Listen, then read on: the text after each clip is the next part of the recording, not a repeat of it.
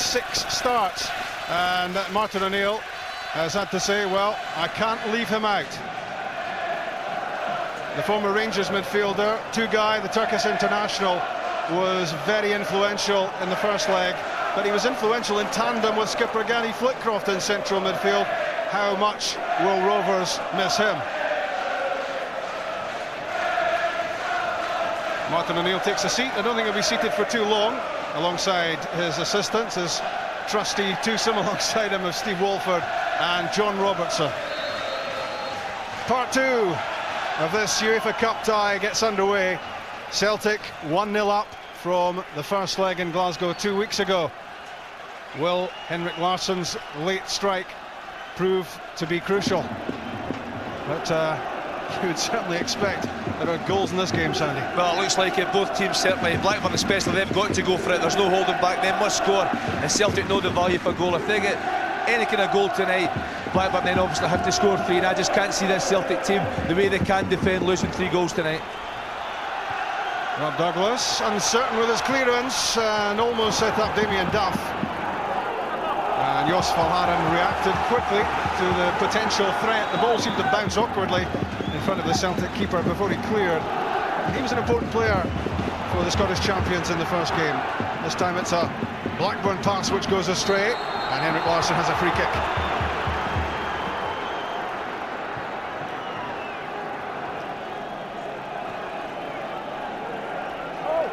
Guppy. Still in Petrov. Left out the ton of ice on Sunday after airing his grievances about his contract. Back in the side here at the expense of Lambert. Although you would have to say that Paul Lambert and Neil Lennon were sorely stretched in that first half at Celtic Park. They certainly were exposed in the first half. Celtic maybe played a little bit deep, and hopefully Martin O'Neill and his team have learned from that. And maybe it's cost Paul Lambert his place in the starting lineup.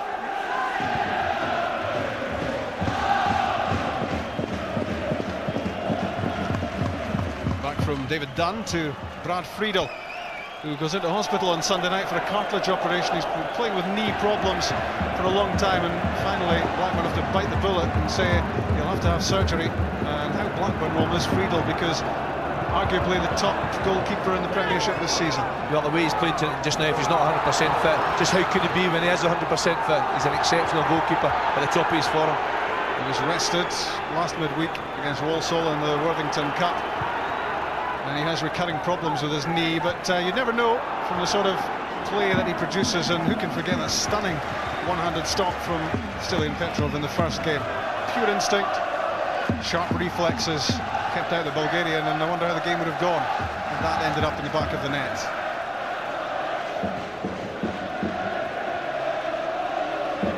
It's a good header from Ulrik Laursen using his aerial prowess. Fouled by Hartson on Lucas Neill. John Curtis into the feet of Dwight Yorke. Useful. It's Damien Duff looking to set something up, and Jos Valgaeren simply spread himself in front of the Irish winger and stopped that ball getting in. Had to be a good tackle from big Jos Valgaeren there. Lost his man to start with, but a very good recovery, and that man there, Damien Duff, is exceptionally quick. Johansson and Short, the two central defenders, both up. And the corner kick is poor, it doesn't get that far. And Chris Sutton was able to nod the ball away. He was 5 years here at Blackburn, and of course won the championship, the Premiership, in '95. And that potent strike pairing with Alan Shearer.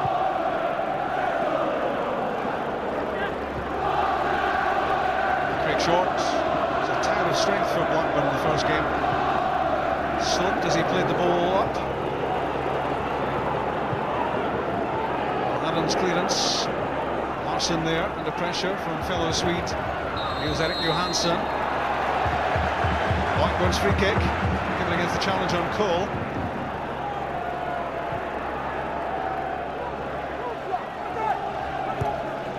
Down the line from Lucas Neill. And that's headed straight back to Damien Duff by Steve Guppy. Yorke having a look. Dunn's header. Balde there. And played away to safety by Sutton. And auxiliary ball boy, Martin O'Neill. Martin will be disappointed with Steve Guppy there, under no pressure whatsoever, gave the ball away in a very dangerous area. Andy Cole slipped as he received that throw from Lucas Neill. A fresh air shot from Curtis. Gives Henrik Larsson some encouragement. Sutton for Guppy. It's a slippy playing surface, and already several players have struggled with their footing. That could be mistakes, that could be goals. There's a few loss of footing, just as you say there, Rob, but if Henrik Larsson could have looked up there, Agathe made a great run down the right-hand side. Celtic haven't been able to work the ball Agathe's way so far in the match. Balde has time, stayed calm, and played the ball off to Yorke for Celtic's throw.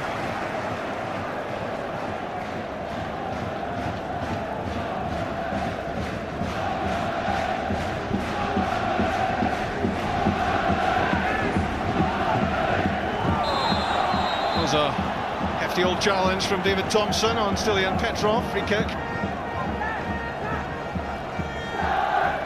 It's actually handball more than anything else here, but he's very late with the tackle as well. Sylla and Petrov could have got a sore one. I think that was a full set. Curtis with the header away, and as far as Lennon. Long-established partnership of Lennon and Lambert broken up. Andy Cole's pass cut out by Valgaeren. Petrov was intended for Agathe. He is very quick, but not quite that quick. It was a poor pass from Sylla and Petrov there. Put it towards the corner flag and give Agathe a chance. Give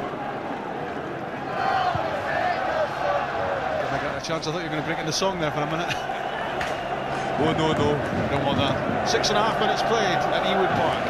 Blackburn 0, Celtic 0, and of course overall still 1-0 in Celtic's favour.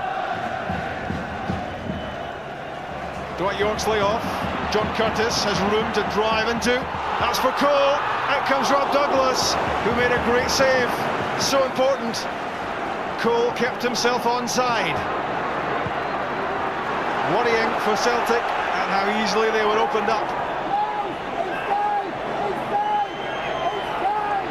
Now Guppy against Neill and out. But the first real threats from Blackburn at the other end. It's the first real chance in the match, and Andy Cole onside, definitely, no question. And Rob Douglas, that's a fabulous save. Had to get there, read the situation very well. Well, he was a hero in the first game. Made a couple of very important stops from Thompson and from Dunn, and that goes into the same category to keep out Andy Cole. Such a prolific scorer of goals, Cole, over the years. John Hartson, helped out by Chris Sutton, who gives it away to Yorke, and Balde has it back. Did well, used all his strength, all his power to win back possession. He's a very good defender, Bobo Balde. Not the best user of the ball, but he's immense when it comes to tackling and getting his body in the right place. That was Johansson winning the header against Hartson. Back from Petrov. And let's hear from Chick, who's been monitoring events in and outside the ground.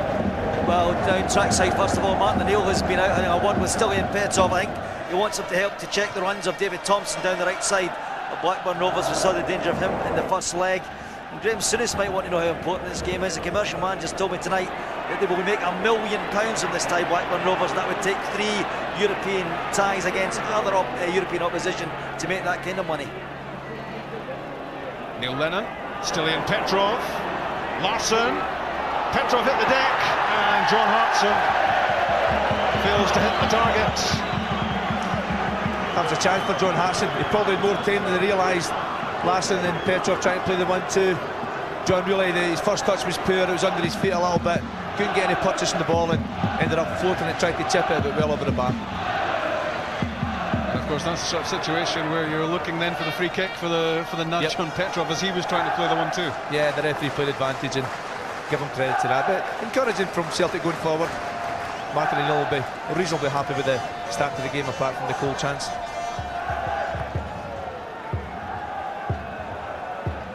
Good play from John Hartson, the target man, cushions the pass for Agathe.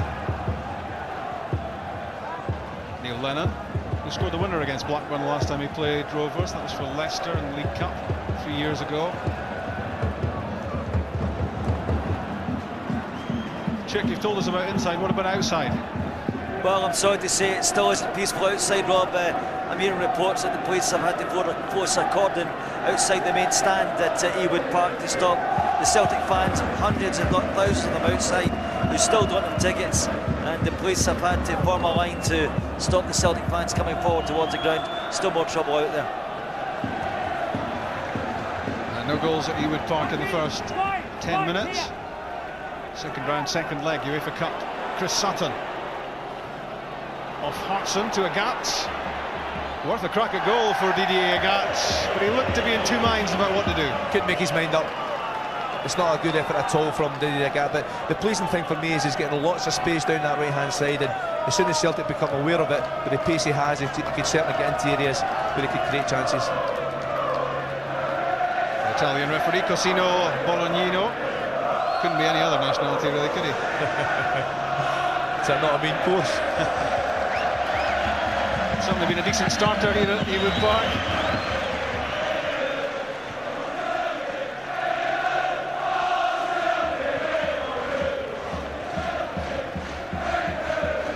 Of course, man of the match competition as usual. A PlayStation 2 is the prize to the winner. 0900 10 225, or texting. Oh no, there's no texting, I'm told. Just by that phone number tonight. And PS2 player could be yours if you agree with Sandy's selection. That's later.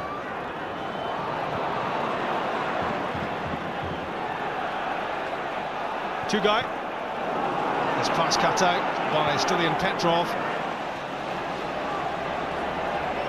Guppy with Larsson alongside him. And Lennon. Petrov to Agathe. Agathe came on as a sub at Dundee United in place of Sylla, and he starts this time. Neill's Erik Johansson, 3 caps already for Sweden, and Johansson, an established Welsh striker, a first pick for Mark Hughes, and how well the Welsh are doing. Chris Sutton knows the surroundings here, and 10 goals for Celtic already this season, over 40 for the front three between them in this campaign. They all know what it feels like to hit the back of the net. David Thompson, a bundle of energy in the first game.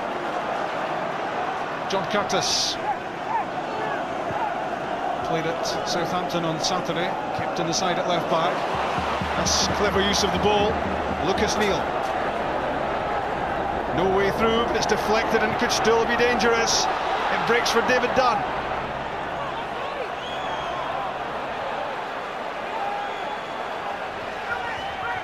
The Australian Neill, straight down the throat of Jos Valgaeren, but Celtic can't really get it away.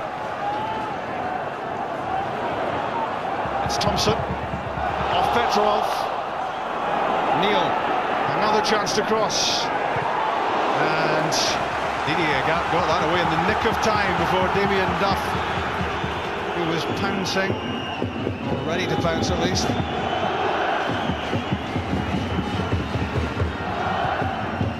Johansson looking for Duff, and Jos Valgaeren was stretching, felt he was fouled by the Irishman, but it's a corner kick. I don't think it was a free kick, just a good ball forward, good challenge, and Valgaeren forced into the corner kick.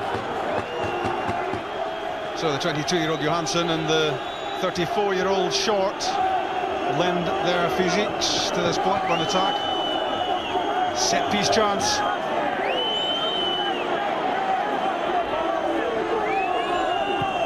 Nearly 14 minutes played. Duff against Lennon. Good hit, good save. Well behind it. Solid stop from Douglas. Had to keep his eye on this all the way. It's nice to see that Douglas at top for him. Damien Duff here, willing to take on Lennon.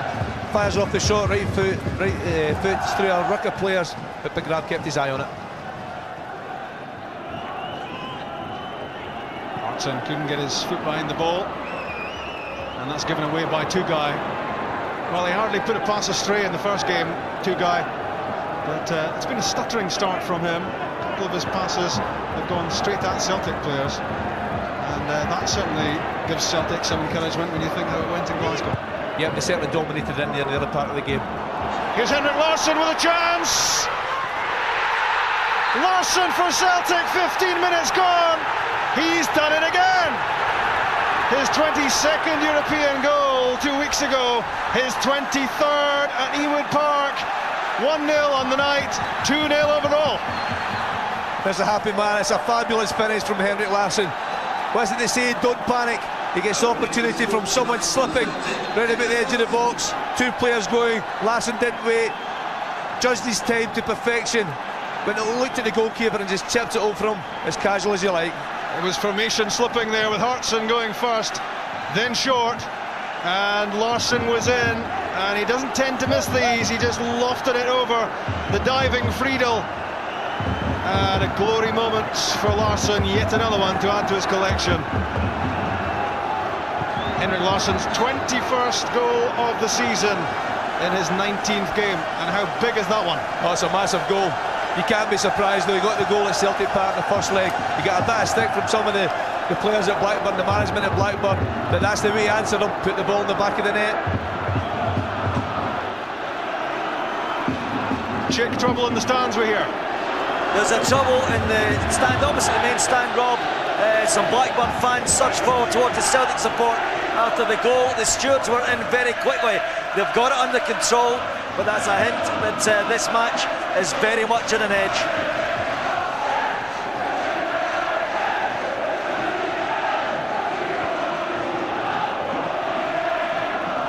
Duff kept out by Valgaeren, and Graham Souness now has a problem. 2-0 down, and having discussions with Tony Parks alongside him, because it's the Celtic fans who reckon they now are in the box seat in terms of tomorrow's third round draw.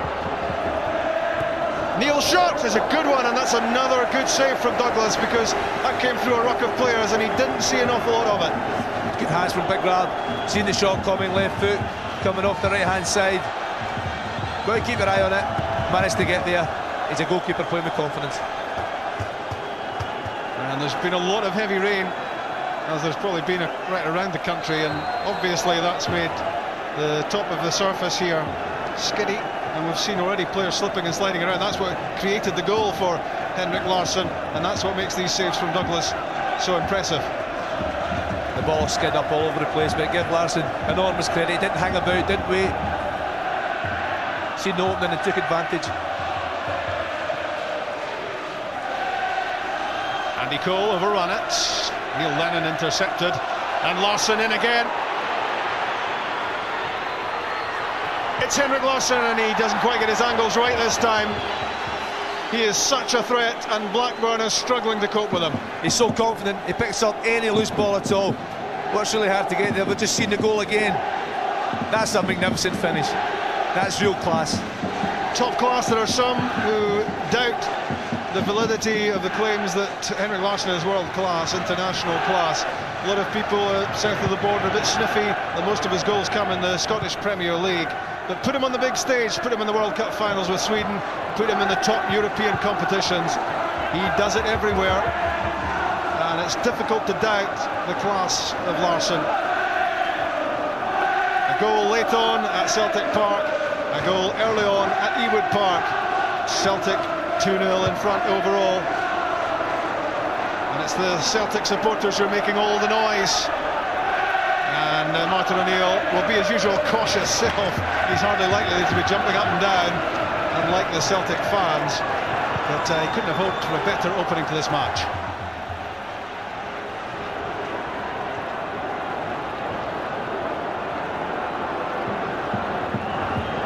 Check Andy Cole wants a new set of boots, I gather. Yeah, he came across to have a word with Graham Souness. He's wanting to change into a longer stud. You talked about the greasy surface, and he's a problem with that.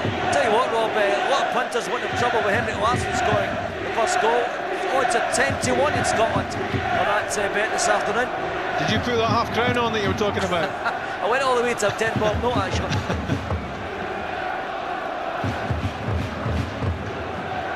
Yeah, 10-1.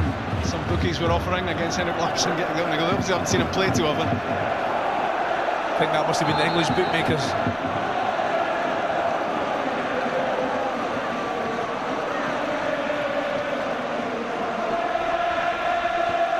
Back from Duff to Curtis.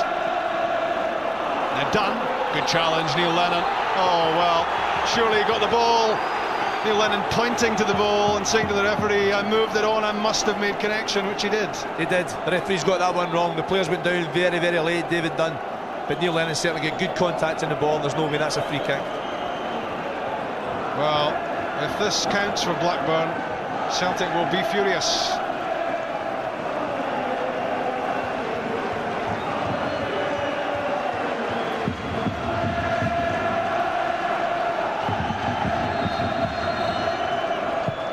Thompson, it clipped the bar. So close. And it shouldn't have been a free kick. I thought it may have been a corner kick after the free kick. It's a decent hit. Brad Douglas might get a fingertip to that one, but the important thing for Celtic's point of view, it didn't go into the net, it's over the bar.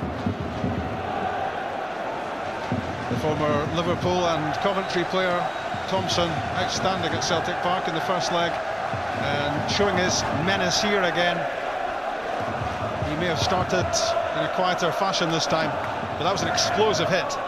And you might quibble about the free kick, you would definitely quibble about the free kick, but you wouldn't quibble about the quality of that hit from Thompson, which would surely have beaten Douglas had it been just a matter of inches lower.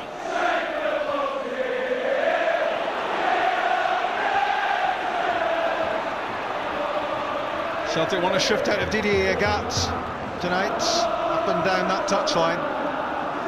And they're already threatening the Blackburn defence. They've already breached the defence, and if they can get Agathe on the move, that gives them another option. Larsson, Sutton, having a look. Fails to get it in beyond Johansson. Adjusted down by Yorke for Tugay, and now Thompson. He's away from Lennon. Good challenge. Was that a telescopic leg that reached out to stop that one? It's a great tackle.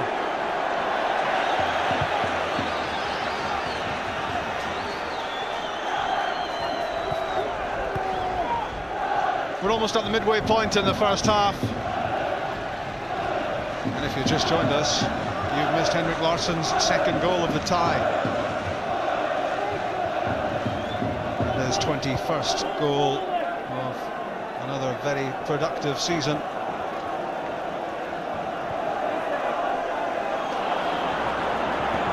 John Curtis on the overlap. In for Tugay. Gets his pass away to David Thompson. That's good defending from Valgaeren. Back to top form now, I think, Jos Valgaeren. He's playing very well, but when you look at Blackburn attacking, Celtic are getting absolutely spot on. They're getting lots of bodies behind the ball, leaving very few gaps and making life difficult for them.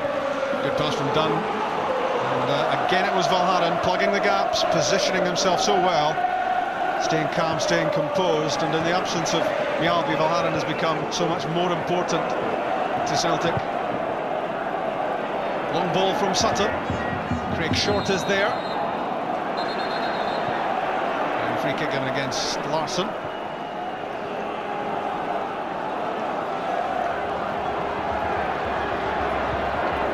Useful pass for Yorke, but again the ball gathering pace off the surface. Balde content just to hammer the ball clear. The live football on BBC Scotland goes on and on and on. On Saturday, it's third against fourth in the Scottish Premier League at East End Park. Dunfermline Hearts be with us from 2:15 because you'll see not just the live match in Dunfermline, but you'll see all the other Premier League goals from next weekend as well. You miss nothing on this channel. It's the only place to be for Scottish Premier League football. That's a foul by Sutton. I don't think there'll be too many arguments about that one, not even from him. No, it was clumsy more than anything else, but competitive, and Celtic have got to make sure that they compete for every 50-50 ball. And just a little bit, you just see Chris here, certainly late in Tugay. Nothing dangerous, major. Chris Sutton leaving his calling card. That's a poor one, poor touch from Damien Duff. Normally the ball sticks to his feet. Neill Lennon, Didier Agathe.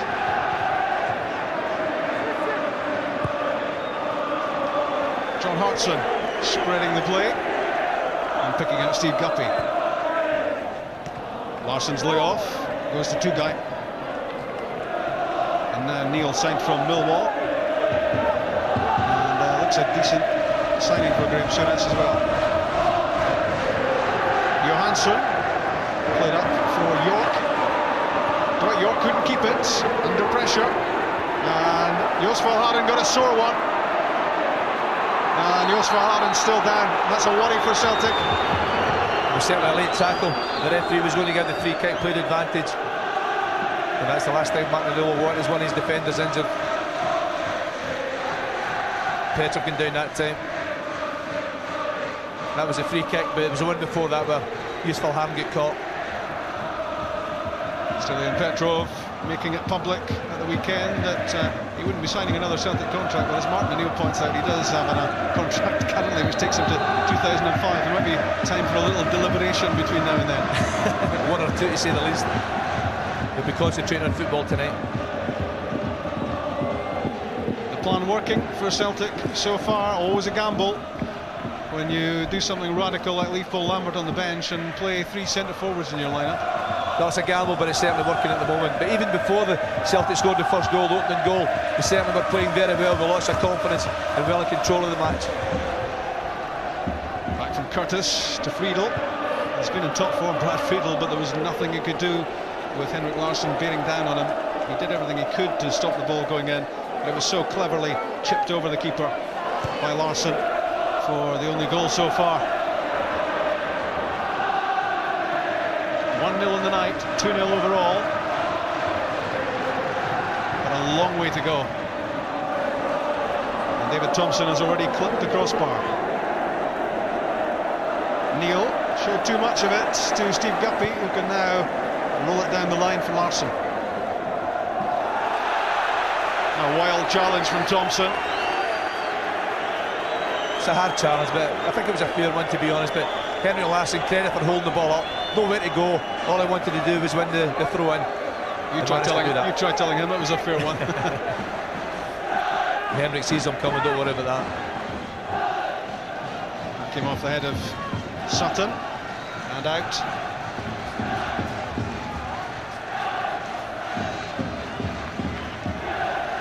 Well, Celtic said there was a lot left in the locker. They said they would play much better than they did in the first game, and that's what's happening so far. That's the way it's panning out. Long may it continue, but as you said earlier, long way to go yet. Niels Erik Johansson to David Dunn, and now back with Craig Short. Bags of experience, more than 500 top-flight games behind him. Balde in the inexperienced category in terms of top-flight football. And he's learning. Duff kept out. Thompson. Duff again, great challenge by Balde. Terrific timing. And now Celtic on the move.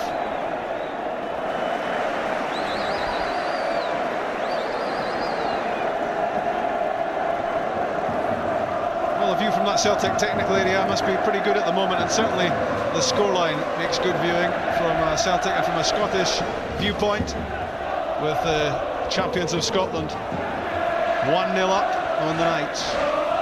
The one danger early on is the movement of Cole and Yorke. The 1-2s round about the edge of the box. Celtic have to be really disciplined, as Bobo Balde was a minute ago, and keep their eye on the ball and make the tackles.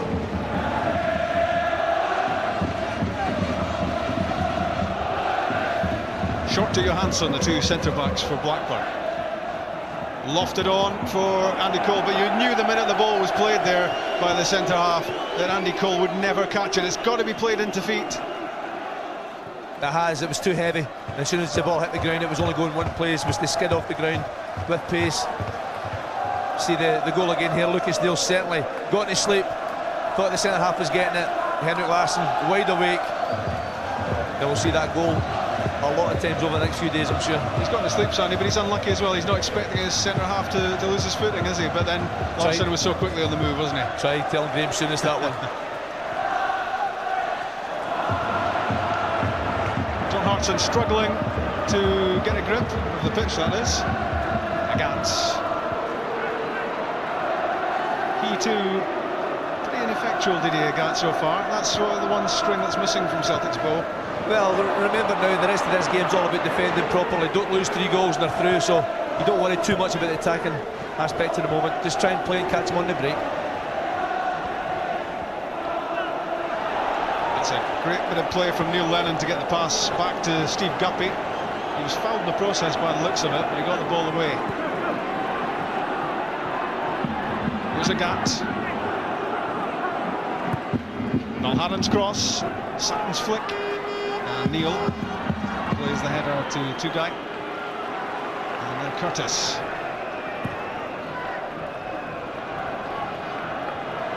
Andy Cole battling for possession with Jos Valgaeren. Away by Balde. But straight to left back Curtis. More than half an hour gone in Blackburn. You're watching BBC Scotland, the big match. It's the only show in town.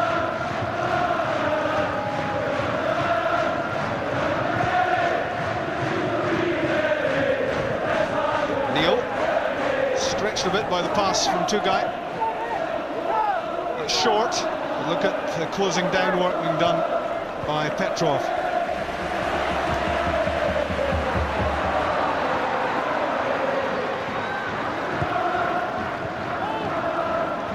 Good touch from Cole. But Celtic pressuring all over the pitch, Sonny. They're working very hard. They're not allowing the Blackburn players to run off them.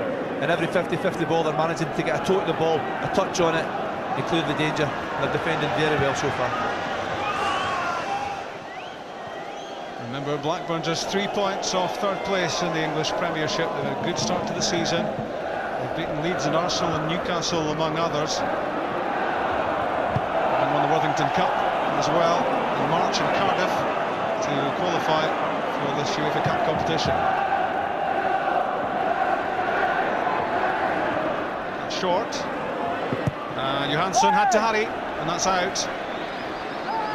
And they're not looking too happy, the central defensive pairing, I don't think, Sandy? Well, would you if you're playing against Henrik Larsson in this form? But the thing about Larsson, whether he's playing well, whether he's struggling, the one thing he always does is work extremely hard, puts defenders under pressure, doesn't leave them a second on the ball. And when that happens, if you haven't got real quality, you're going to give the ball away. 0900 10 225 for man of the match. You could win a PlayStation 2 if your choice agrees with Sandy's. Is it Henrik Larsson? Will it be somebody else? There's a lot to come in this match, and no one taking anything for granted at this stage. Did Andy Cole use an arm to control it? I think he did. I thought he was playing basketball there. The Harlem Globetrotters. He tried to disguise it from the referee, but unfortunately there's no way he'd get away with that one.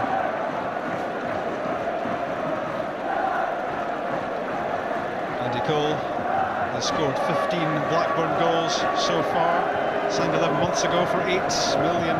The legend of Jack Walker lives on. He piled a lot of money into the club when he was alive, and even after his death, much of his estate has been placed in the hands of the Blackburn board. Dunn unlucky that his pass clattered back off the heels of Cole, as Blackburn Rovers looked to be in on something interesting there as they attacked with a lot of pace. That was a chance. If Dunn had looked up the opposite side, Damien Duff was in. He got beyond Didier Agathe, but thankfully he looked the other way. And it's just that tells you this match is far from over. This tie is far from over, even at 2-0 in Celtic's favour. Blackburn won't lie down. The man formerly with the moustache down below us just won't allow that to happen. No, Graham Souness is a winner. He's always been a winner as a player and as a manager, and he'll make sure his team fights right to the end of this game. Friedel with that strapping on the problem knee. Yorke's flick to Cole, and that's straight through to Douglas, but a lot of credit there goes for Balde for the pressure he was putting on Andy Cole, which made sure that the header was not too harmful, and the link-up with Yorke didn't really come off. It didn't. I think as long as Celtic keep Blackburn playing high balls forward, then the three big lads at the back will defend it well. It's the ball on the ground that's always the problem, the quick movement in the front two. And ball by Damien Duff. Well, Graham Souness doesn't have a moustache anymore. Chick does, I gather, at the moment. What's the former Rangers manager up to, Chick? Well, he obviously wants his players, I think, to get more width. I think he feels everything get played through the middle. It's just trying to intercept his outsiders, get a bit of width into the game, Rob. Remember, he's 2/3 of the way through a domestic ban. Doesn't apply for European games, so it's a rarity for him to be in the dugout at all at the moment. Good work in defence from Damien Duff, but a poor pass sets up Celtic and Lennon. Sutton, Agathe, Larsson. There's a Friedel push from Neill Johansson. Got away with it. 10 minutes from half-time. Sutton, all the calmness in the world. Petrov, Larsson, Petrov, Thompson in the way. Short clears. Back it comes from Laursen.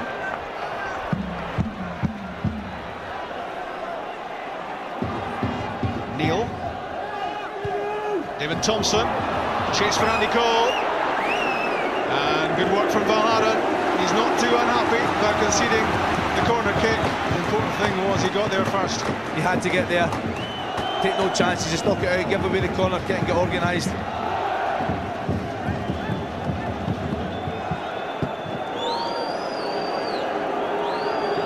Craig Shorts pushes up into the penalty box. David Thompson's corner kick. Hartson was there, only as far as Dunn. It gets a flick on its way in, and that's a terrific change of direction from Rob Douglas to make the save. Lucas Neill it was who flicked that on. It's a high corner kick right to the back post, not the best of headers. Dunn picking up, obviously one thing in his mind to hit the shot, to the deflection. Rob Douglas, right place, right time again. If he changes feet, and that's more difficult it actually looks. And I think Chick, Martin O'Neill was pointing out the dangers posed there by David Dunn's positioning. Well, I certainly heard from here when the corner was getting lined up. He was screaming at someone to come and pick up Dunn at the edge of the box. It was totally unmarked. Martin O'Neill, if they didn't hear him, I think everybody else in the crowd did. A shot from Dunn, the flick from Neill, and again it's a good solid first half from Rob Douglas, and that gives confidence right through the team to Celtic if they think their keeper's in that sort of form. And you've got him putting up a solid shot at one end, and then with Larsson always likely to score at the other, and then you've got a pretty good combination. Yeah, they're strong right through the team. The three central defenders, they miss Neill, but there's no question about that, but they've now got a very good understanding, and the three of them do defend well. Magnus Hedman also still out injured. 2 Swedes on the casualty list at the moment, and he will certainly be competing for the goalkeeper's jersey when he's fit again. Hedman, he wasn't bought just to sit on the bench all the time, but Rob Douglas looking as if he's up for the challenge, and he wants to play because he wants to keep his Scotland place as well. Well, if Hedman wants in, he's going to have to, when he gets a chance, if he gets a chance, he's going to have to play really well. Because big Rob Douglas, for me, he's made this position the #1 at Celtic his own. Flick from Cole. There's Dunn, aimed at Duff, and good defending by Didier Agathe.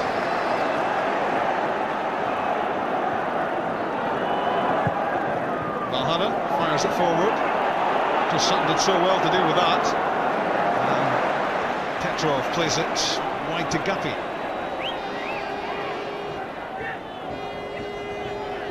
Petrov, Lennon, evading the challenge of David Dunn, who flung himself in. Valgaeren, good pass. Sutton, back from Larsson. Jos Valgaeren has joined the attack, and Celtic have a free kick for the foul by Tugay on Sutton. It's a free kick, it's a late tackle, but just before that, great inter-passing from Celtic, moving the ball all over the park. Good play, keeping the ball, making life really difficult for Blackburn. In lots of ways, very similar to the first leg at Celtic Park, where Blackburn could keep the ball. Well, on this sort of surface, it might well be worth a crack at goal, even from long range like this. Rebound possibilities. Everyone back for Blackburn. Stilian Petrov lines himself up. He got a fair bit of power behind it, but David Dunn was right on him as he pulled the trigger, and it went well wide. It was well wide. David Dunn, give him credit there, putting Sylla and Petrov under lots of pressure. Couldn't really look up, couldn't really find the target, and snatched at it a little bit.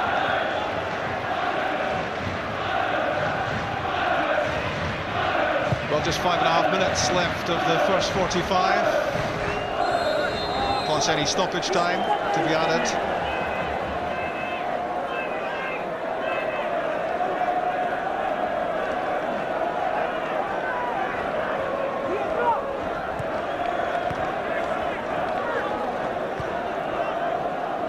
Tugay to short. That's for Duff. Knocks it down for Cole. He was caught, and he's won a free kick against Valgaeren's challenge. I think it was actually for high leg more than anything else here. I think he used Valgaeren, got the ball, but his leg was very high. The Italian referee deeming that dangerous play. Well, this was just the position from which David Thompson struck the bar earlier in the first half. Rob Douglas will be on his toes here.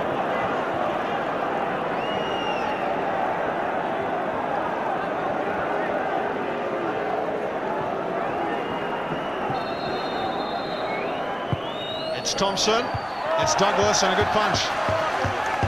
Took the right decision. He'd blown white shirts all around him there, and decided to take the safety first option, and got good contact. It was a variation of the free kick, wasn't it? Tried to catch Celtic out. Big Rad made his mind up, decided to punch, and cleared it.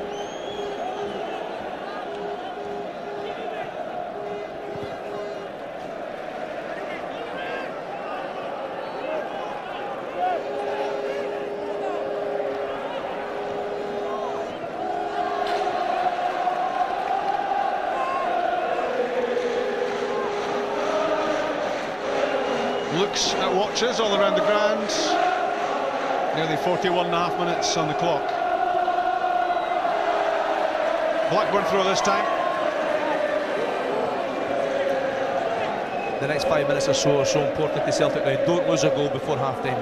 Get to half-time, get in front, have 2 goals in front, and it'll make life so much more difficult for Blackburn's second half.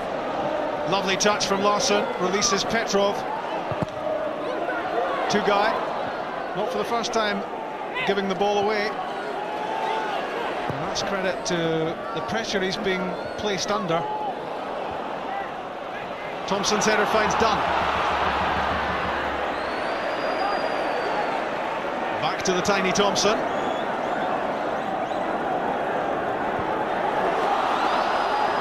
Again David Thompson, off Laursen. And Petrov fires clear. He was a threat in the first leg and nothing much has changed. Thompson for Blackburn looks the man most likely to hit back. He's a good footballer, he's very good on the ball, he's very, very dangerous. Looks as if he can hit a shot, and also very creative. As I said earlier, Celtic have lots of bodies behind the ball and willing to throw any part of their anatomy on the road to make sure he stays away from that goal. Tugay's pass intended for Andy Cole. He stretched out, tried to get a touch, tried to kill the ball. Couldn't quite get there. It's been a first half of frustration in the main for Cole, who had that chance early on. He was thwarted by Rob Douglas, and there hasn't been too many glimmers of opportunity for him since that moment. Laursen and Balde both went for the header. Valgaeren to Sutton, stepped over it, but John Curtis saw it coming. Now Duff, fouled by Agathe. That's a good free kick to give away. It's a dangerous area. Blackburn are going to break down that left-hand side, better to stop the play.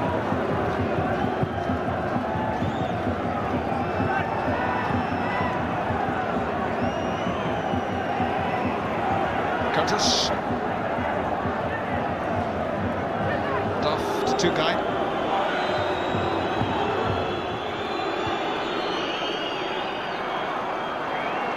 Valgaeren. He's given it straight to Thompson, and this time off target. Off balance as he struck it and sliced well wide. That's frustration more than anything else, I think, there. Pleased to see it, to be honest with you. And he is a decent player, but he certainly rushed it a little bit there. Here's a goal again. He does it so well. Time after time. Look at the composure of Larsson when he gets in this sort of position. He's been there so often, and he's done that so often. He saw Friedel committing himself, and he just lofted the ball in. His first touch was so good. That's what bought him time to be composed and stick it in the net. Duff looked to use an arm there to flick the ball on. 15 seconds away from 45 minutes.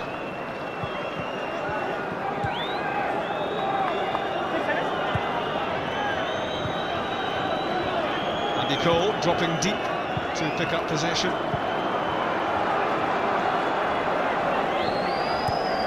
There'll be 1 minute of time now. 1 minute. And signs of frustration creeping into the Blackburn play as we enter the first and only minute of stoppage time at the end of the first half. Yeah, they are frustrated. I'm sure Graham Souness will talk about that at half-time, trying to get them settled down again, trying to lift the pace of the game if they can. They have to get a goal soon, start in the second half, but Celtic are so determined tonight. They played so well for 45 minutes. The captain, the goal scorer, Henrik Larsson.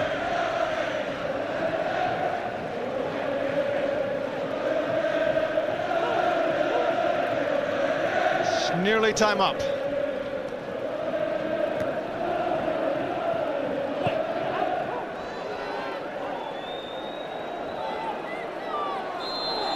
Sutton's challenge on Tugay, and a Blackburn free kick. Will there be time to take it? I don't think so. That's the first half, and what a first half for Martin O'Neill and for Celtic. Henrik Larsson's goal, added to his late strike at Celtic Park 2 weeks ago, means that Celtic now have a 2-goal advantage. Thanks, Tugay. It's been a good show so far, but Martin O'Neill will have been impressing upon his team in the away dressing room here that the job is only half done. Despite the fact that Blackburn need 3 goals to progress in the competition, Celtic have to, as Jackie McNamara said, continue doing what they're doing. And there's the Blackburn change during the half-time interval. The former Manchester United and Newcastle winger Keith Gillespie on, and John Curtis, the left back, off. So it seems very much as if Graham Souness will play the second half with a back 3, and he has to go for it, Sandy. He will go for it, there's no question. The substitution proves that. Keith Gillespie is very quick. I'm pretty certain he'll play wide right and try and get at Steve Guppy, try and use his pace to get beyond them. So Celtic will have to maybe adjust at some point in time to try and nullify that. Hartson immediately linking with Sutton and Larsson. The trio working well. And almost a corner kick, not quite.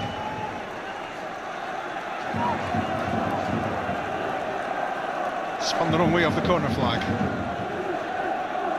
But immediately the front 3 linking up, and as Blackburn wonder how Keith Gillespie will prosper.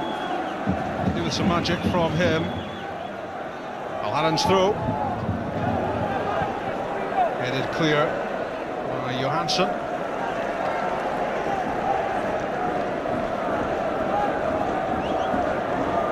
Celtic really have to just begin all over again. They've got to forget all about the fact they're 2-0 up overall. They have to continue to try to play the way they've been playing tonight, Sandy, so far. Play to their normal system, their normal style. Don't try to change. Do what they're good at. Defend well, hit the break, and play good passes. And that's an early encouraging sign with Didier Agathe doing good work to win possession for Celtic. And Petrov had to move it under pressure from Thompson. Laursen looking for Larsson. Gets it back, the former Hibs defender. Change of pace from Henrik Larsson. Here's a chance, not far away, it brushed the outside of the net on its way wide. Good effort. It's a great shot from Henrik Larsson. Steve Guppy thought he may have been offside when he played the ball to Larsson, but again Henry didn't hang about. There was always one thing in his mind, that was to have a go. Friedel had it covered, but worth the effort.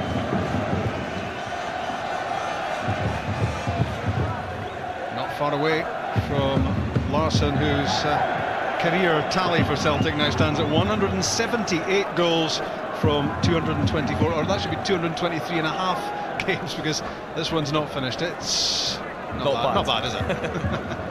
That's exceptional. He's a quality player, and no matter the criticism he gets about staying in Scotland, it doesn't matter where you play, you have to put the ball in the net, and it takes ability and class to do that. Chris Sutton in partnership with Hartson and Larsson. Sutton playing just off those front two, and Blackburn have struggled to deal with it. Guppy for Larsson, here's an opportunity, Chris Sutton and John Hartson, what a miss! A real chance to tie things up for Celtic, he can't believe it. Nor can he. There should have been 3 chances. Larsson getting the break in the ball, it's a good ball from Guppy, looking up, picking the right option, trying to find Sutton, he mishit it. Hartson wasn't expecting it. I'll be disappointed with his final effort. He should have been on his toes, ready for it coming. Sutton was stretching, but John Hartson wasn't, and he just tried to place it with his instep into the corner, and he's been in such top form that you really would have put an awful lot of money on Hartson tucking that chance away. 11 goals this season from just 6 starts. He's been almost a permanent fixture on the bench for Celtic until recently, and well, you were just looking for the net to be ruffled by Hartson's effort and for Celtic to be 3-0 up overall, at which point any sort of Blackburn comeback would have been a long shot. Blackburn might benefit from that boost. You just hope from a Celtic point of view that that's not a crucial moment in the game. Well, it could be, but the way Celtic are playing, there's no reason why they can't build up more attacks, create more chances. There's a massive gap, just looking at the play now, but with Gillespie coming on, Lucas Neill and Curtis going off, Lucas Neill's tucking into play almost as a centre-back, and there's a big gap down that left-hand side of the Celtic attack.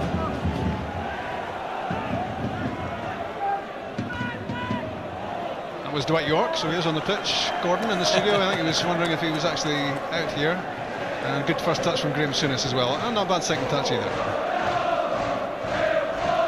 For 5 years he was the Rangers manager and won 4 titles in that time. He's used to success, and he's building a pretty impressive team here at Blackburn, although at the moment having to play second fiddle to Celtic. And that was out, despite Henrik Larsson's best efforts.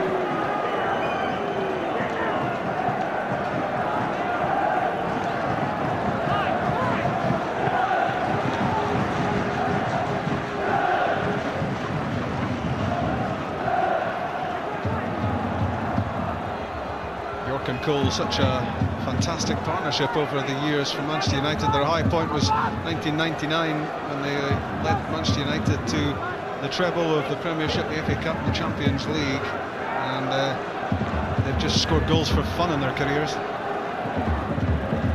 Celtic have a pretty tight rein on them at this moment. The 2 strikers from Blackburn look very despondent at the moment. They don't really have any belief that they're going to get anywhere. Good running from Didier Agathe, very direct and enticing Niels Erik Johansson into the challenge, and free kick. You can see Didier Agathe growing in confidence the longer the game goes on. Lots of composure there, he's very good at running at people with the ball. Ulrich Laursen has it back. Driven into the feet of Sutton, good layoff. Henrik Larsson peeling out wide, having a look at what's on. Sutton coming back in for it. And it runs through to Agathe. Lennon. Valgaeren given away to Tugay. Now a chance for a quick counter, and what good work that was from Chris Sutton. He got in the way of Tugay and he took the sting out of a possible counter-attack there. A straight play from Sutton, working so hard off the ball to make up for Valgaeren's mistake.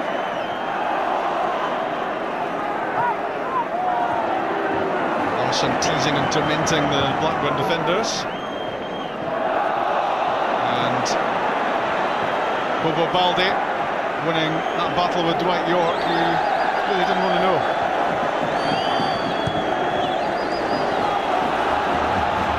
Blackburn looking for some inspiration from Damien Duff. He's well capable. Cole's layoff. Dunn shot, brilliant block by Sylla. Petrov sensed the danger and just threw himself at it. That's typical of the way Celtic defended, throw their body in the road. There's urgency about Blackburn, there has to be. They need 3 goals. Duff tries to get beyond Lennon. Useful ball in. And the header is a disappointment from David Thompson. Didn't really get over it, although he's got a long way to get up. He was under a lot of pressure. It's a decent ball in. Good pressure from Celtic. A little bit of a free header, but not his best strength, obviously, in the air. It's been a good start to the second half. That almost 8 minutes gone, and this was Abdul's first touch of the ball. What does Martin and Neill make of it, I wonder? Chick knows. There's much encouragement from Martin Neill towards John Hartson, just getting that header on, and might finish that instruction in a moment. Rob, here's Larsson. Linking with Hartson. Tries to get beyond short and wins a corner kick. Do you want to finish, Chick? Yeah, sorry, I was rudely interrupted by that. Chance another one for Celtic. I think Martin Neill's trying to tell John Hartson not to get sucked too much in the middle. He wants him to drift right a little bit more, come off Larsson a little bit more. He's saying that all the time to him, but certainly going well up to now. And believe it or not, this is Celtic's first corner kick. None of the back 3 venturing forward. In from Guppy, and he picked out the head of Chris Sutton at the near post. Wrong side of the post. It's a great header, it's a great run. That's one from the training ground. Good ball in from Guppy, pace on the ball. Great run from Chris Sutton, getting across the front of the defender and only 6-7 inches past the post. Lucas Neill was struggling to cope with the physique of Sutton and also the timing on the run at the near post, and a good delivery from Guppy.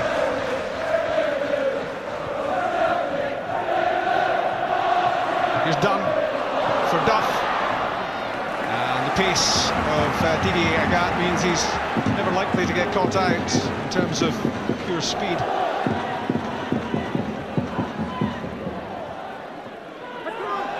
That was out, and the frustration continues for David Dunn and for his teammates. Really not going their way at the moment. No, that's because Celtic are working so hard. They've got lots of confidence now, but they're playing exceptionally well, and they're determined to hold on to this lead that they have, and a deserved lead at that.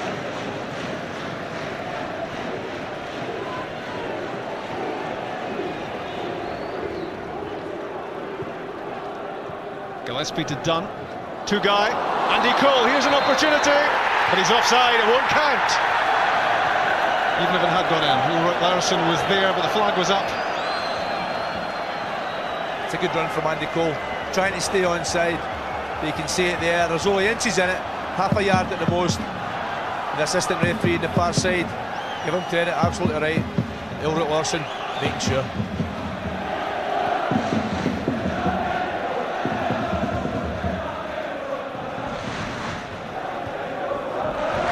One of the frustrations for Graham Souness is he hasn't been able to play Yorke and Cole and Duff often enough in the side, and this is I think the first time they've been together in 3 months. Maybe the last time they would have played tonight. He's got to be disappointed with his front 2. They don't really seem to have a lot of hunger, desire to get in about the big Celtic defenders. Here's Dunn, he looks lively.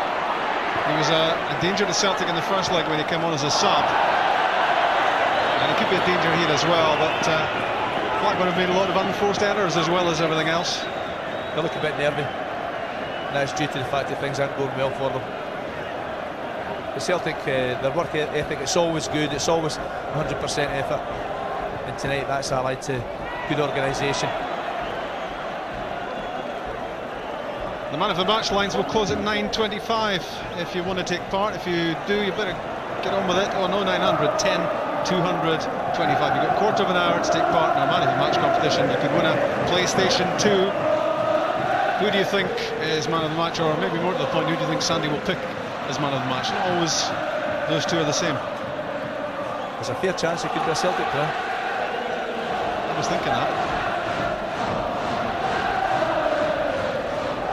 Are Celtic heading into tomorrow's third round draw in the UEFA Cup?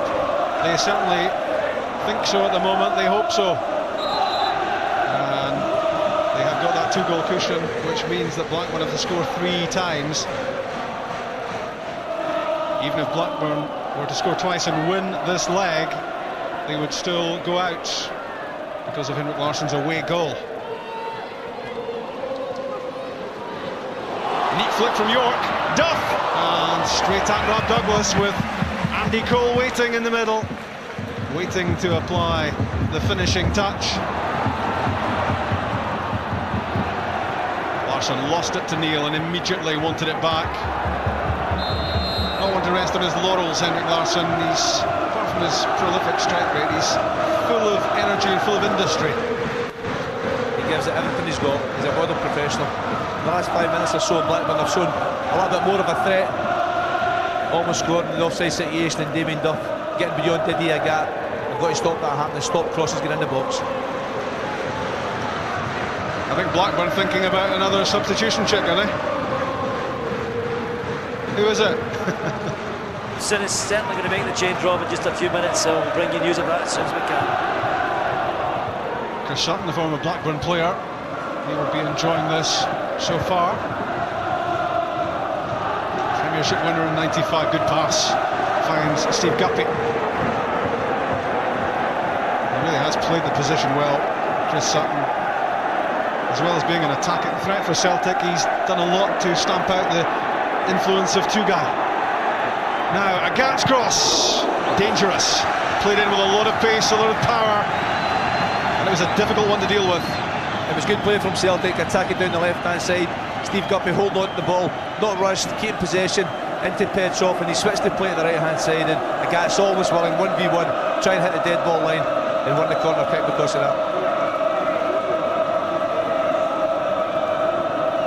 8,000 Celtic supporters behind Brad Friedel's goal. In from Steve Guppy, and no great challenge on the US goalkeeper.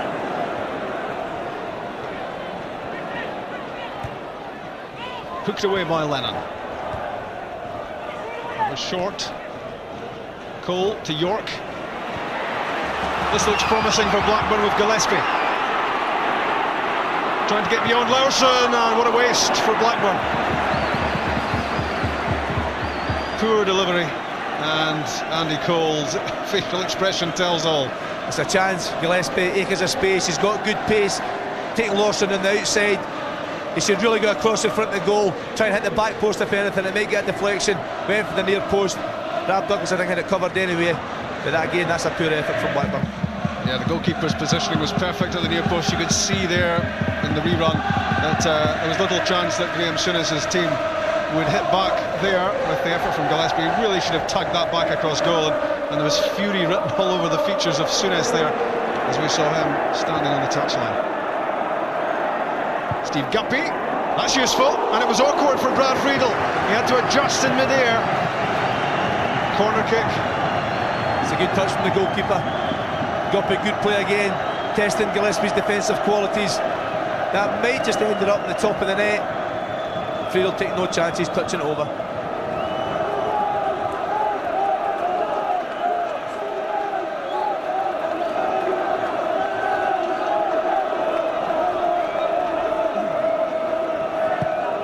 Still in, Petrov fires in the corner kick, and John Hartson, if he'd made up a little bit more ground, would have been able to stroke that into the net unchallenged.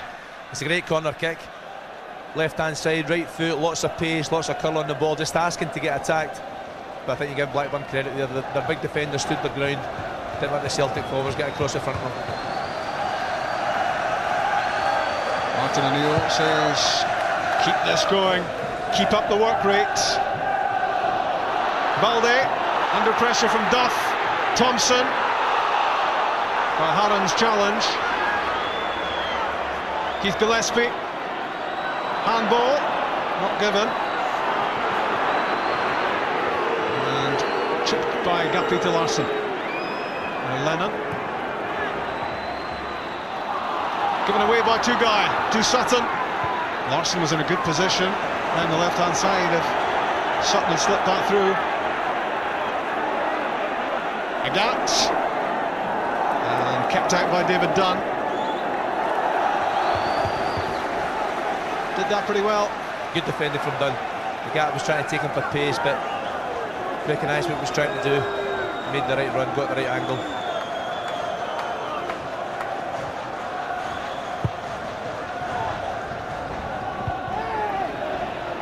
Neill Lennon on the end of Friedel's kick out. Johansson. Valgaeren in charge.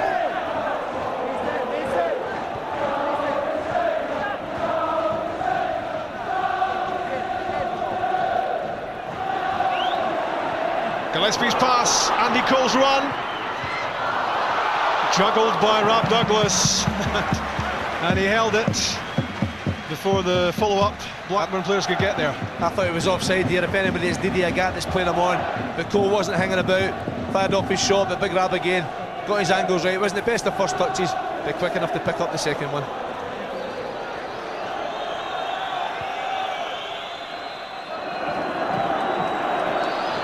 Hartson making life difficult for Lucas Neill.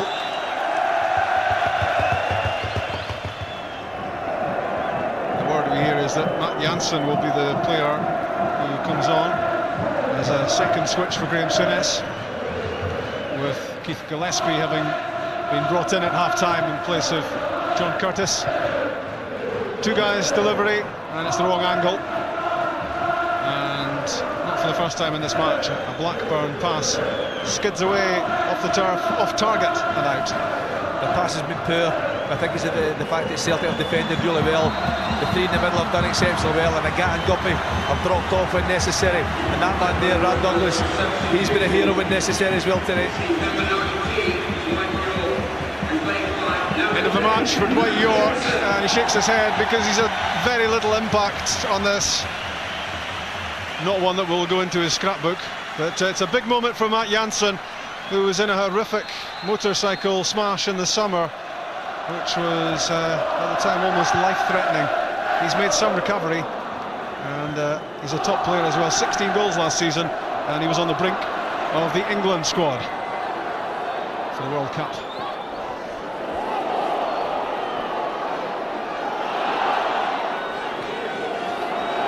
Here's David Dunn, equally at home in central midfield or in the wide areas.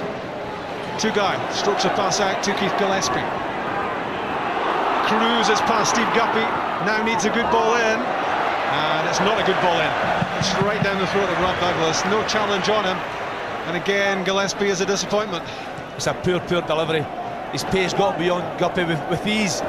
It acres of space to pick a Blackburn player out, but threw it up high and big grab. Food and drink to him.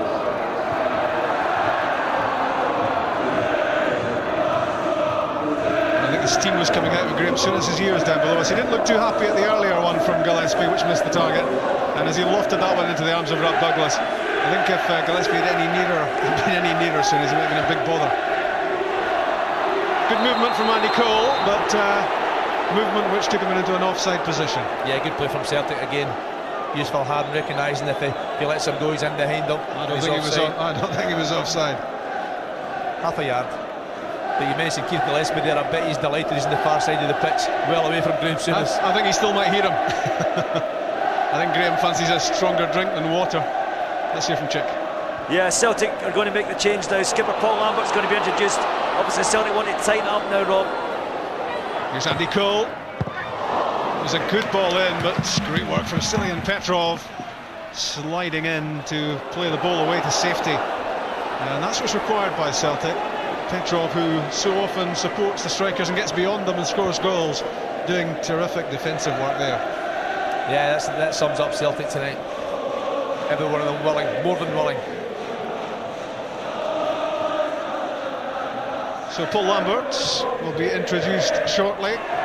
But Blackburn could be in further trouble. Larsson to Guppy. And another corner kick for Celtic. I think John Hartson might be the player to give way as Paul Lambert comes on. He's not a bad sub, is he? Paul Lambert, experienced player, the type of player when he comes on tonight, he'll manage to hold on to the ball, keep the shape. And Celtic won't be weakened with him coming on. Petrov's corner kick! Chris Sutton surely seals Celtic's place in the third round of the UEFA Cup. Back at Blackburn, which was his home for 5 years, he struck Celtic's second goal of the night. It's 3-0 overall. Surely now, no way back for Blackburn. That's it, it's all over. What a magnificent goal from Chris Sutton. It's a great corner, Stanley and Petrov. Real pace again, right hand side. Sutton getting across his marker. That ball's only ever going to end up one place. That's the back of the net. He missed one a few minutes ago. No way was he missing this one. Blackburn didn't take the lesson. Brad Friedel has got quick reflexes, but not quite quick enough to deny Sutton his moment, his 11th goal of a very productive campaign. Larsson and Sutton have Celtic 2-0 up, 3-0 overall, and Celtic surely marching on in Europe as Paul Lambert, the captain, joins the fray. Celtic deserve that, no question. The whole game they played exceptionally well, looked really dangerous going forward. Stuck the ball in the net twice, can't ask for any more. And it was John Hartson who went off amidst all the celebrations following that goal.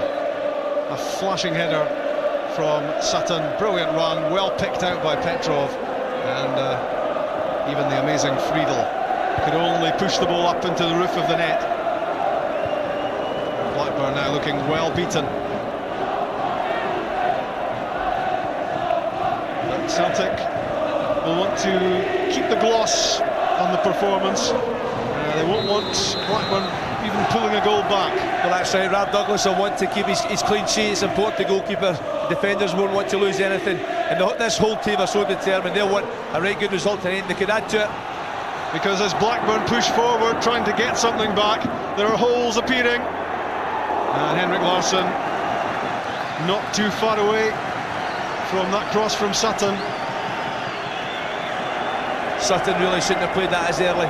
Larsson, if he just delayed the pass into the box just maybe a couple of seconds, I'm pretty certain Henrik Larsson would have got across the front of Johansson. Just didn't really give him a lot of chance. But when we see the goal again, look at Neill. Sutton's lost him. That's a great header, just gliding off his head. The pace in the ball from Petrov made it easier for him. It's a great finish, goalkeeper no chance. Not a happy night for Neill, who was caught out by Henrik Larsson at goal number 1 and beaten by Chris Sutton for goal number 2.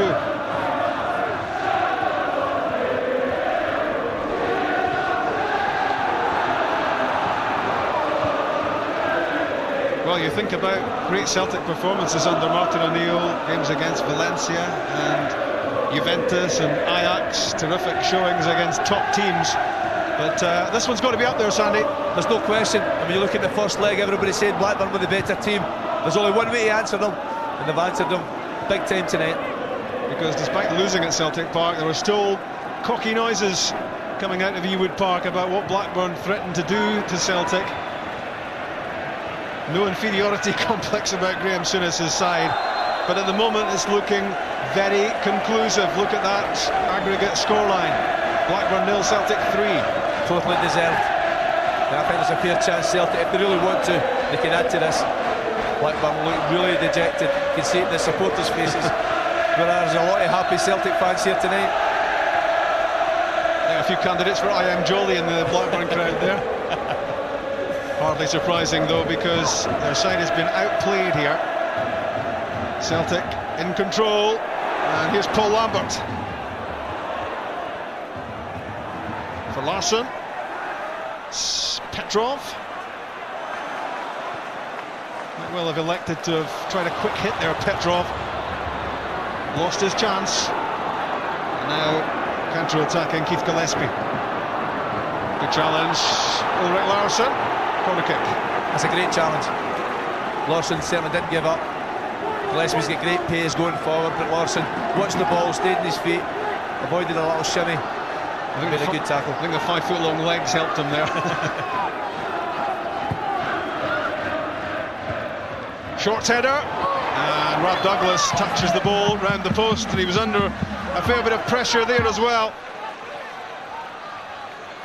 And the Celtic keeper has been a hero.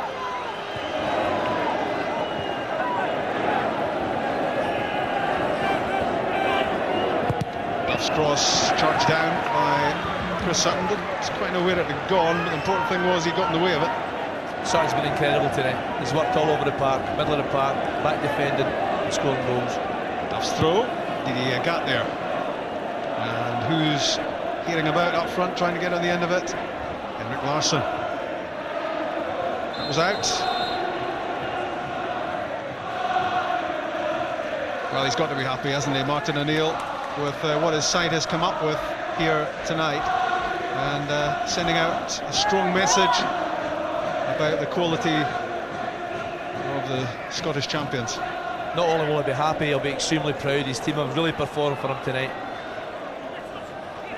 He took all the criticism after the first game from just about everyone, kept quiet, kept his dignity, and answered them back. Yeah, and what he kept on saying, Martin O'Neill, was, yeah, we did play pretty poorly, and yeah, we were outplayed at times, especially in the first half by Blackburn, but what was the result? But remember, at Celtic Park as well, Celtic didn't play as well as they played tonight. They defended every bit as well. Grab Douglas was man of the match that night, and his defenders in front of him all played well. And they've added to that tonight. They've defended every bit as well, but they've created lots more chances and been much better attacking wise. That's a late one, David Dunn. David Dunn on the fringes of the England squad. No mentions at the moment internationally for Chris Sutton, but this sort of showing really must or should catch the eye of Sven-Göran Eriksson, because maybe Sutton exemplifies what Eriksson doesn't currently have in the squad. Well, I tell you what, you look at some of the players. Andy Cole played for Blackburn tonight, and compare him with Chris Sutton, and there's no comparison for me. Sutton's attitude, apart from anything else, is better, and he's got real quality. Gillespie lost it, but it, fortunately for him, broke through to Matt Jansen. Duff skips away from Agathe, squares it to Tugay. Too high. Tugay too high. Far too high.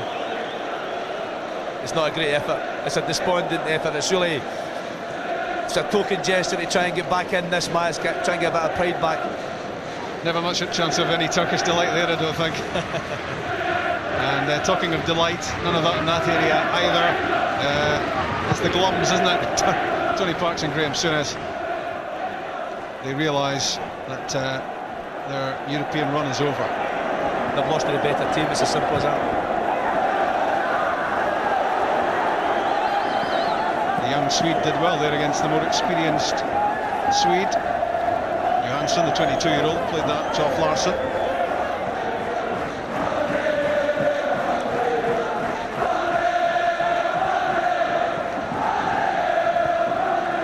Played away by Dunn, straight to Valgaeren. Now Tugay gets it back from Cole. That's away from Jansen. And Rob Douglas, not content to doing good work inside his own territory, outside the area there to act as sweeper.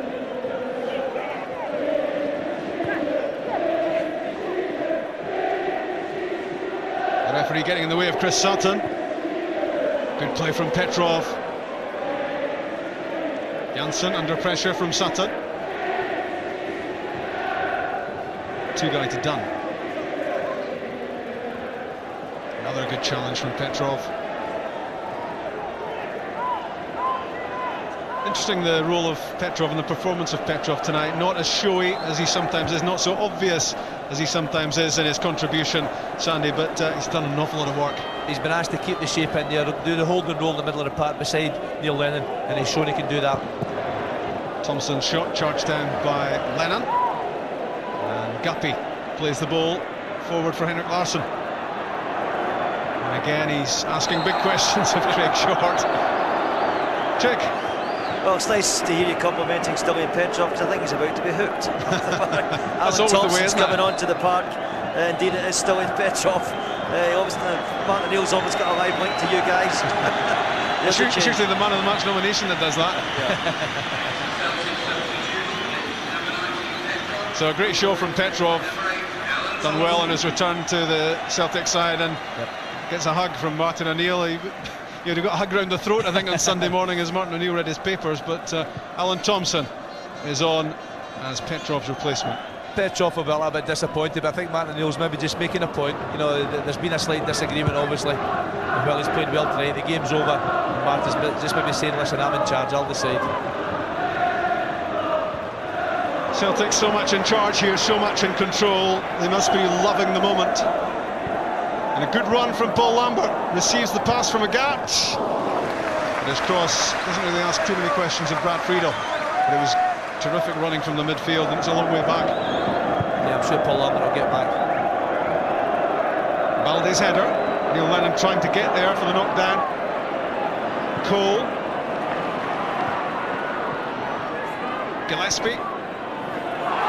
Thompson got in his way. Right at the edge of the area. Keith Gillespie hopefully pointing inside the line. It was close, in fact it was inside. Yeah. It's a break for Celtic, really. If it was a foul, it was a penalty. Yep. I think Celtic have to be careful at the moment. The game's a little bit stretched for me. They're going for the third goal instead of just being nice and solid and don't give Blackburn any room to get back in.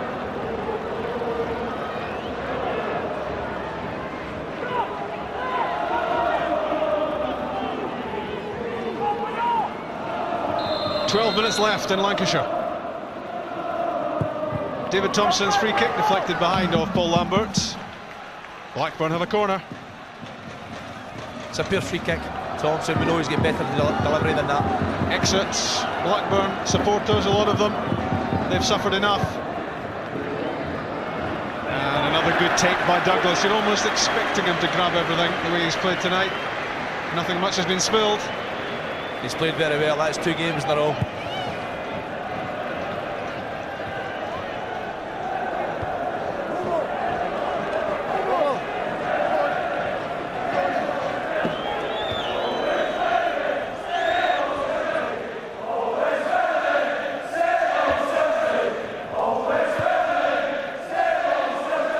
Celtic took a pretty healthy lead in the Champions League qualifier to Switzerland and failed to use it, losing in Switzerland, going out on away goals.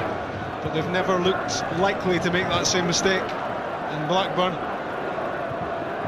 They've been in charge right from the start. They've been positive and purposeful, and they've pounced at key moments to make sure that Blackburn would be closed out. Every single player in the Celtic team have performed to their top form tonight, done their job. Good run from Craig Shorts, out of defence. Gillespie playing an early ball in, and he's having a nightmare. I just wonder what Graham Souness is shooting at him at this moment in time. It's a terrible ball in. Chick, I believe that Sandy Clark signing Momo Sylla is about to get on the pitch. Yeah, Momo Sylla, and I think obviously for Diri Agathe, sure that we confirmed in just a second or two, but Martin Neill obviously a cheesy grin down here, content that he's taken them through and giving everyone a little taste of this European glory. Sylla, who started at Tannadice on Sunday in the BBC Live match there, but giving way to Agathe as a starter for this one. Agathe's been pretty solid on the right-hand side, doing what he always does, which is powering forward in attack and getting back in defence, and at the moment he's trying to keep a close eye on Damien Duff. I think he might find it might be Guppy that'll come off. Gillespie's getting far too much room down that side. Thompson could go to the wing-back area, and almost maybe in the middle. Craig Shorts. Lambert in the way. Now Larsson.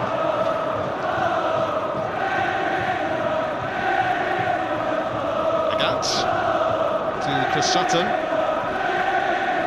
the pass misses out on Lambert. Back goes Valgaeren, who's turned in another very tidy performance.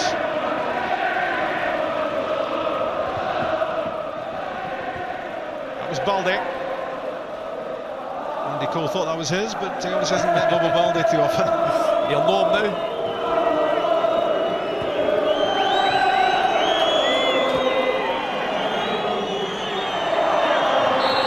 Free kick to Blackburn, going against Jos Valgaeren, trying to take it quickly. They'll have to come back.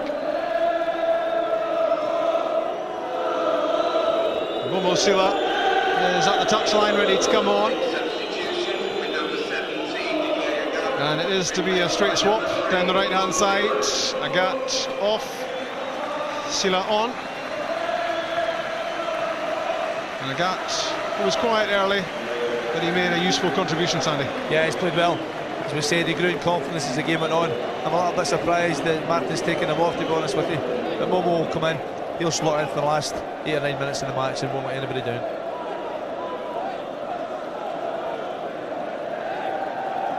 Set piece threat to Celtic.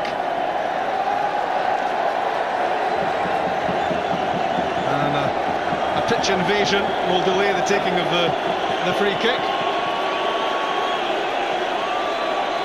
And time will be added, clearly, by Casino Bolognino. And he may think that he's on the telly, the pitch invader, at the moment, but he'll have to be disappointed afterwards to find out that there's no exposure for him.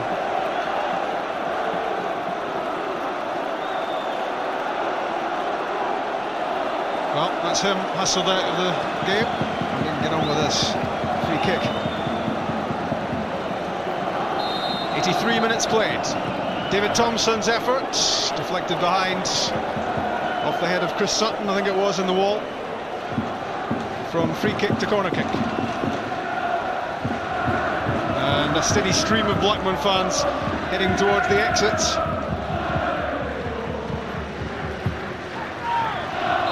And that was out before it was in. And it's all fizzling out for the home team. Yep, it's gone. The Celtic deserve all the credit. Streaming away.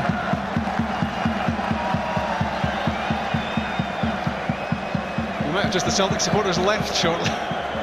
Dunfermline Hearts is our live match on Sunday, 3rd against 4th in the Premier League.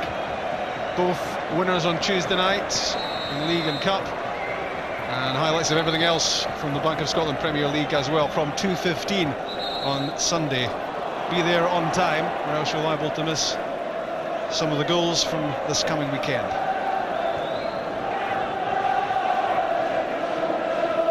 David Dunn. David Thompson, no way through. Tugay. Here's a chance, well, story of the match really, for Blackburn, as David Dunn fires over the top. That's a great chance. Graham Souness, you can see the disappointment in his face. They get the break of the ball here, but they're just not going to score. Balde put him under a little bit of pressure, but didn't hit the target.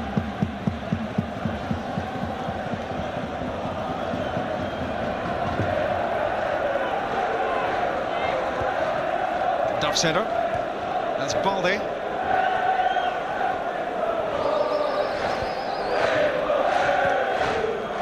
Johansson for Cole.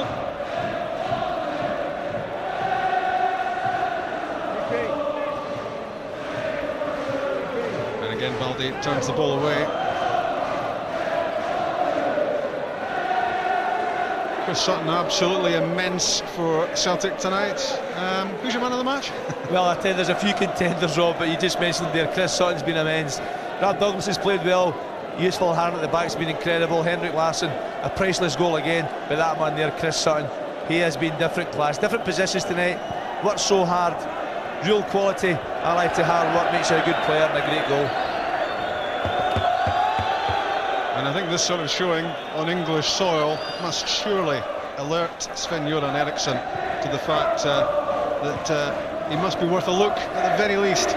He's got to be. There are better players down here, I don't really know where they are. Foul on Sylla. Free kick to Celtic, and all the time the seconds frittering away, and we're heading fast towards full time.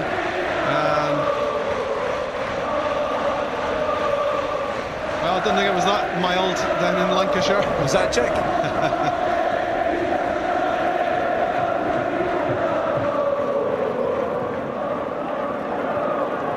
Steve Guppy and Chris Sutton, Alan Thompson I should say, is offside. And still the Blackburn support is reducing dramatically.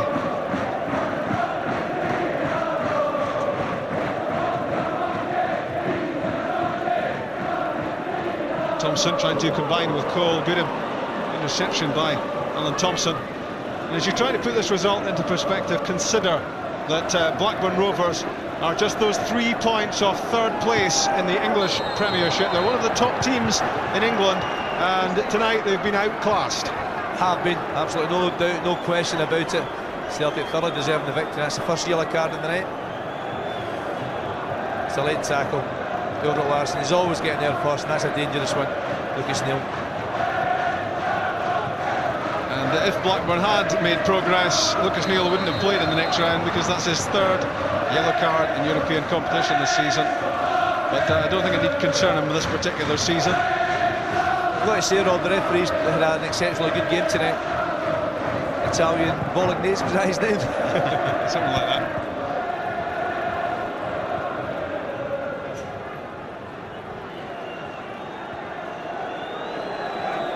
Two minutes left of the 90.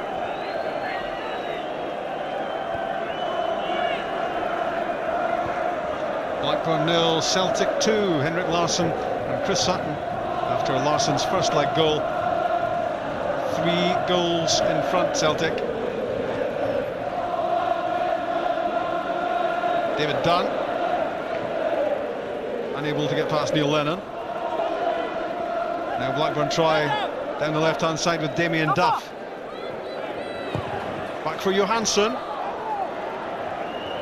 Thompson, good turn, good effort, good clearance. Ulrich Larsson did so well. That could easily have been turned into the back of his own net. He got that absolutely right. Great defending from Ulrich Larsson there, pacing the ball.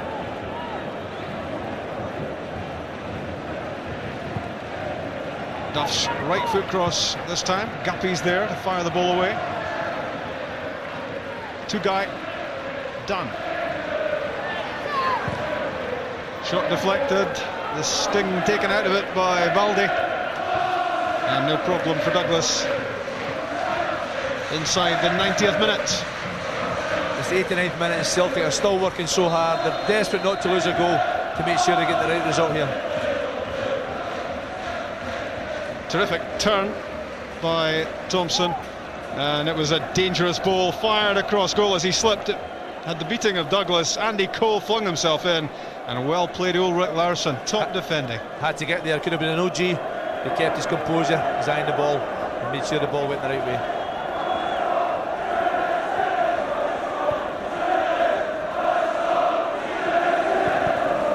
It's off Momo Sylla, and behind for the goal kick.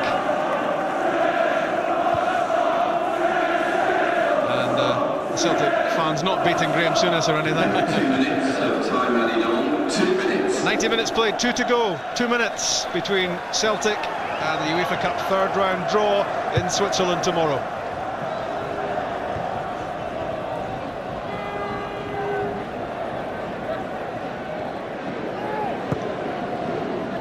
Valgaeren's clearance, Sutton's flick, and he's still chasing everything, even if it is a lost cause, Sutton.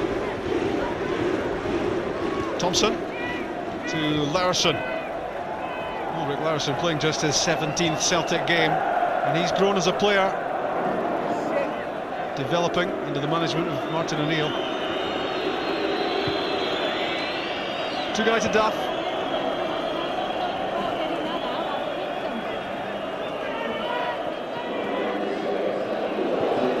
And even now, Celtic's work ethic is so obvious. At a time when they might be sitting back and admiring themselves, they're still putting in one heck of a shift. Yep, they're all working hard. We'll get lots of praise for this in the media tomorrow, and thoroughly deserved. Not to mention tonight. Have you praised Celtic? I think so. There's Valgaeren, and certainly confused Rob Douglas there by flicking the ball away, but proved to be a decent decision. And it's also a Celtic throw. And Valgaeren, well, Celtic haven't had a failure tonight, but Jos Valgaeren has been very influential at the back. It gives them such a sturdy backbone. He's played really well. All the defenders have played well, especially in the early part of the game when the score was 0-0 tonight. It was always going to be vulnerable, but they managed to keep their shape, keep their formation, and defend well.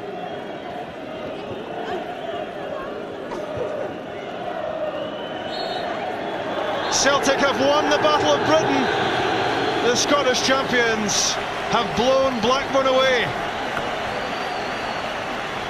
Henry Larsson scored the opening goal on 15 minutes, having scored the late goal in Glasgow 2 weeks ago. Chris Sutton made sure that there was to be no Blackburn comeback, and it's the name of Celtic which goes into tomorrow's UEFA Cup third round draw. It's been a phenomenal performance from the Scottish champions against one of England's leading sides. 8,000 Celtic supporters here to see it. A 5-star showing from Celtic, and they've answered a lot of questions here, and Graham Souness will have to accept that his side tonight had to play second best. Blackburn 0, Celtic 2, and it's really well. And what were you saying before the game in your Celtic dressing room? I mean, we were disappointed the way we performed in the first leg, and we knew it was going to be difficult because they've got lots of players who can threaten us and attack well. But I think Henrik's goal early on settled us down, and we played well from there. Henrik, you didn't just win, you just played magnificently as a team throughout. Yeah, I have to say we played shit the first game at Parkhead. We wanted to show today that we're a better side than a lot of comments we heard from different Blackburn players. But yeah, they should learn them a lesson, never talk until the game is finished. Well, you certainly answered everyone. Everyone's talking about the Battle of Britain. You've absolutely won it convincingly. Where do you think you guys are doing the Premiership? Does it whet the appetite to play against the Premiership teams week in, week out? We don't know about that. You know, all we can do is concentrate on playing in the SPL. Like Henrik said, I think some of the players were disappointed what was said about us in the first leg, but we've had some good results in Europe. You know, we knew Blackburn were a good side, and you know, we respect them. And in the end, it was a good. Celtic's escapades in Europe last season against Ajax and Juventus and Valencia. This has been another triumph tonight. This was the goal in the first half, Paul. Wonderful finish. And it calms the nerves, doesn't it? Because they're thinking, well, you know, what Blackburn, what they're going to bring to the table. And to go that way and be very, very offensive. The ball's fed in by Agathe. I mean, obviously, there's 3 or 4 players. He helps it on first time, Sutton. Neill lost their footing, Short lost his footing.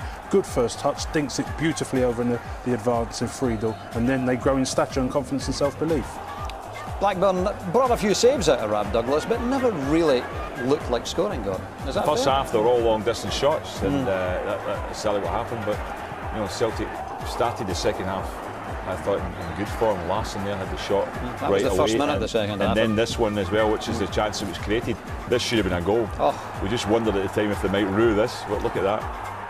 Both players, you know, you can't blame Chris Sutton so much as John Hartson. Yeah, and it was only 1-0 at that point, Paul. Yeah, and so then you wonder, worry. you know, does Blackburn take the impetus and get themselves back into the game? Because, you know, goals, you know, change games. Celtic had the opportunity to kill off the opponents. They didn't really do that. Then all of a sudden, they grew in stature a little bit back. Blackburn started to dominate a bit, get men into the box. But then, you know, that was, we're saying that was offside.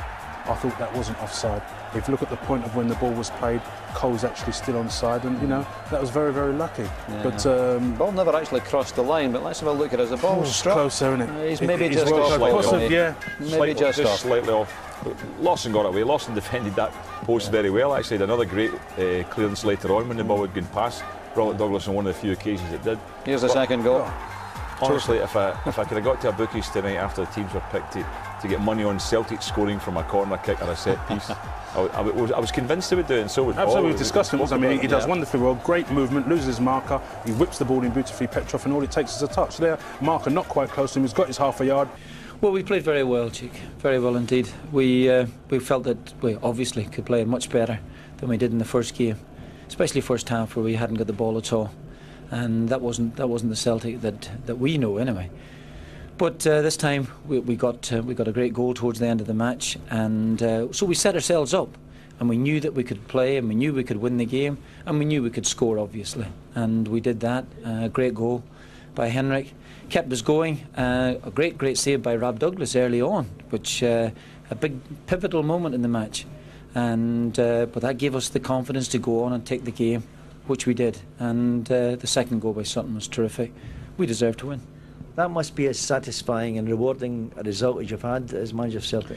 Well, I mean, we've had some really good results, you know, absolutely. I think the time that we qualified against Ajax when we played them off the pitch in Ajax, didn't play so cleverly at Celtic Park, and some really great results in the Champions League. And funnily enough, beating Valencia last season when we went out in penalty kicks was a big moment.